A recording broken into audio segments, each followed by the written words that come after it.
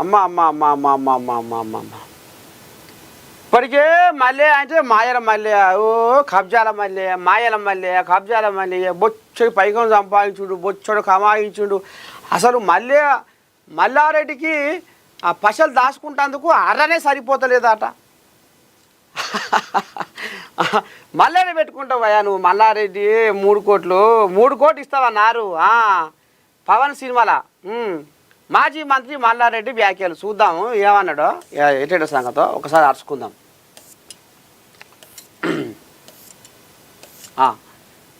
పాలమ్మినా పూలమ్మినా అంటూ ఒకే ఒక డైలాగుతో సోషల్ మీడియాను షేక్ చేసిండు. వాస్తవం. రాజకీయవేత్తగా ఆయన చెప్పే మాటలు, డైలాగులకు, ప్రసంగాలకు చాలామంది అభిమానులు ఉన్నారు. సరే, ఈ క్రేజ్తోనే దర్శకుడు హరీష్ శంకర్ సినిమాలో పెట్టాలనుకున్నాడట. హరీష్ శంకర్కు మల్లారెడ్డి టైమింగు, మల్లారెడ్డి అవభావాలు బాగా నచ్చినాయట. విలన్ పాత్రకు బాగా సూట్ అవుతాయని. అమ్మా పోయి విలన్ పాత్రేనా డిసైడ్ అయ్యి డైరెక్ట్గా అప్రోచ్ అయ్యారట. ఉస్తాదు భగత్ సింగ్లో పవన్ కళ్యాణ్ విలన్గా మొదట మల్లారెడ్డినే అనుకున్నాడట. ఏది ఉస్తాద్ భగత్ సింగ్ పవన్ కళ్యాణ్ అంటే ఈయన నటించే సినిమాలో మల్లారెడ్డిని విలన్గా పెడదామని అనుకుంటాట. సరే, ఇక ఆ రోల్ కోసం మా కాలేజీకి వచ్చి 1 గంట సేపు మాట్లాడిండట. అమ్మా మళ్ళీయో.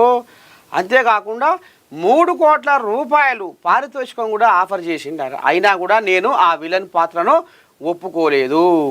విలన్గా చేస్తే ఇంటర్వెల్ దాకా నేను హీరోను కొడతా, ఆ తర్వాత హీరో నన్ను కొడతాడు అంటూ మల్లారెడ్డి ఇంటర్వ్యూలో చెప్పిండట, ఒక ఇంటర్వ్యూలో. అంటే ఇక ఇప్పుడు ఈయన బయటనేమో ఇప్పుడు హీరోగా ఉన్నాడా ఎట్లా?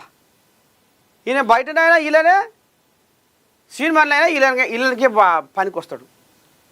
ఒక్కసారి ఈ మల్లె కథ ఏందో మనం మాట్లాడుకుందాం. మల్లె ఇప్పుడు మల్లెకు ఒక బిరుదు కూడా ఇవ్వాలి. మల్లెకు ఏం బిరుదు ఇస్తే బాగుంటుంది? మల్లారెడ్డికి తెలంగాణ జనాలు ఇప్పుడు ఒక బిరుదు ఇవ్వాలి. మీరు మల్లారెడ్డికి ఏం బిరుదు ఇస్తే బాగుంటుంది?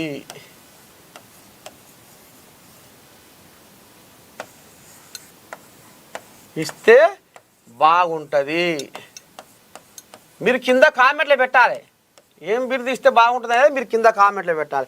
1 మాయల మల్లారెడ్డి, 1 మాయల మల్లారెడ్డి,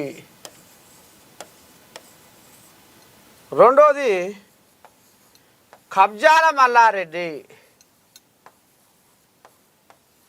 2ది కబ్జాల మల్లారెడ్డి, 3ది మానవత్వం మల్లారెడ్డి,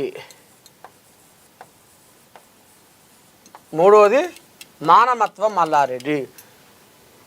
ఈ లైవ్ చూస్తున్న వాళ్ళు, లైవ్ అయిపోయినాక ఈ వీడియో చూస్తున్న వాళ్ళు కింద కామెంట్ మాత్రం జర్ర యాది పెట్టుకొని మానక మరవక పెట్టు. ఎందుకంటే ఇక ఇప్పుడు మల్లారెడ్డి గురించి మనకు ముచ్చట వచ్చింది కాబట్టి ఈయన కథ ఎటువంటి, ఈయన ఎటువంటి కథలు చేసిండు, ఏ రకంగా సేవ చేసిండు, సృష్టి చక్రంలో వృత్తి ధర్మాన్ని పాటించని బతుకు వ్యర్థమని భగవద్గీతలో శ్రీకృష్ణుడు అన్నాడు.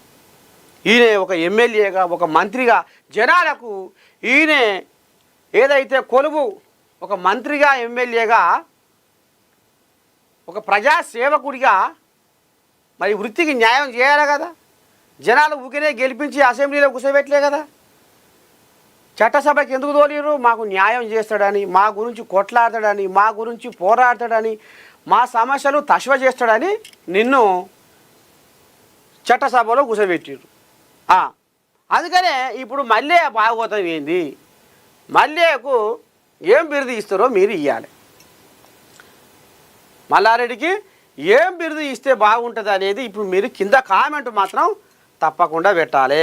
1 మాయల మల్లారెడ్డి, 2వది కబ్జాల మల్లారెడ్డి, 3వది మానవత్వం మల్లారెడ్డి. మీకు ఏది అనిపిస్తే అది.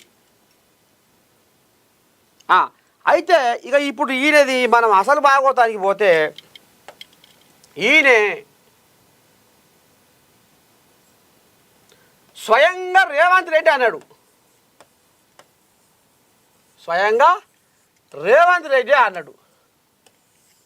ఏమన్నాడు? గుండ్ల పోచంపల్లిలో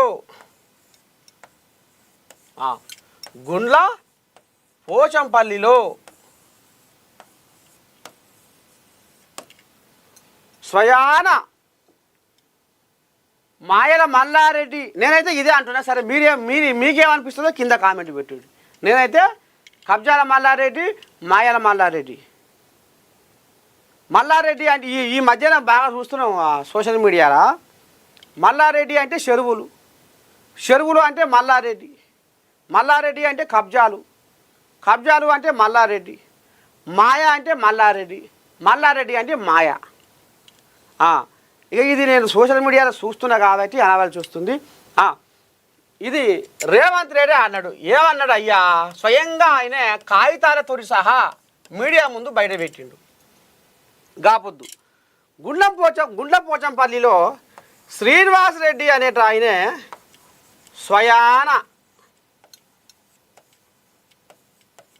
స్వయాన ఈ మాయల మల్లారెడ్డి బామ్మర్ది. ఇక ఇలా 600 గుండ్లం పోచంపల్లిలో 650 సర్వే నెంబర్లో 22 ఎకరాల 8 గుంటల భూమి. 22 ఎకరాల 8 గుంటల భూమి. ఇది అక్కడ ఒక 10 మంది పేరిట ఉంది.